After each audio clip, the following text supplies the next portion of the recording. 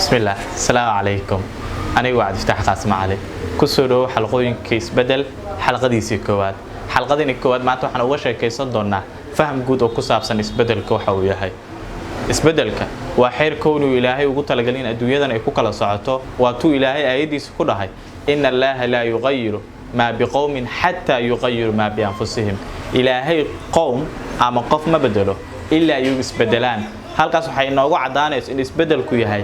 mid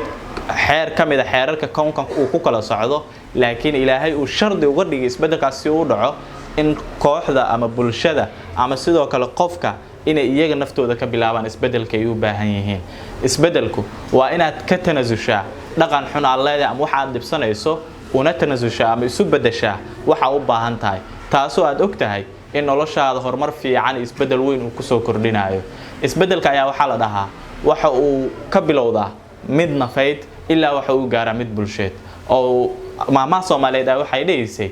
tiisa daryeela tu kala ku darsan kara oo niman tiisa daryeelin oo tiisa ka fakirin ma awoodi karo inuu bulsho ka fakaro dhibaatada ugu badan ee bulshadeena ku hareeraysanaya waxay tahay niman naftiisa horumar iyo niman naftiisa horumarinin isbedel u sameeynin ayaa waxa uu ka fakarayaa inuu mid bulshada sameeyo laakiin isbedelka xeerarkiisa taama qabo oo waxa ugu muhiimsan isbedelka ay ka fahmi karnaa waxay tahay in marka hore u baahan tahay in naftaadii aad bedesho sheeka ayaa dhacda hadda ka hor aaba ayaa waxa uu dhalay wiil aabihi waxa uu jeclaysanayay inuu wax akhristo laakiin wiilkii waxa waa mid aad u dhib badan waxa uu wiilkii aad u dhibay oo mashquuliyay aabihi oo wuxuu ka mashquuliyay wax akhrintiisii aabihi waxa uu ku fikiray sida kaliya uu ku mashquulin karo wiilkiisa si isagana akhriskiisa uu wato wiilkan uu ugu nabad galo aabihi ayaa waxa uu ku fikiray inuu jaxjaxo warqad agtiisa tiilay oo waxa uu ka soo warneed qariirad warqadii ayuu jaxjaxay waxa uu ku yiri wiilkaygii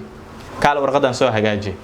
laakiin wiilkii waa uu qaatay warqadii aabi akhriskiisa ayuu dib ugu laabtay daqiiqada kadib waxa soo laabtay wiilkii oo sida warqadii isku hagaagsan markaas ayuu aabihii yaa wuxuu yiri ma hooyada ayaa juqraafiga ku dhigtay ama cilmiga dhulka markaas ayuu wiilkii wuxuu yiri ma yaabe laakiin qaybta hore waxa ku soo warneed qariirad halka qaybta dambena ay ku soo warneed qof waxaan hagaajiyay isku aadaadiyay qofkii taas ayaana waxay ii suura gelisay in qariirad ii hagaagto halkaas ayaan laga soo dhaxelay ayaa la dhahaa oo raahada dhahaysa markaad u baahan tahay inaad duni badasho marka hore waa inaad adiga naftaada badashaa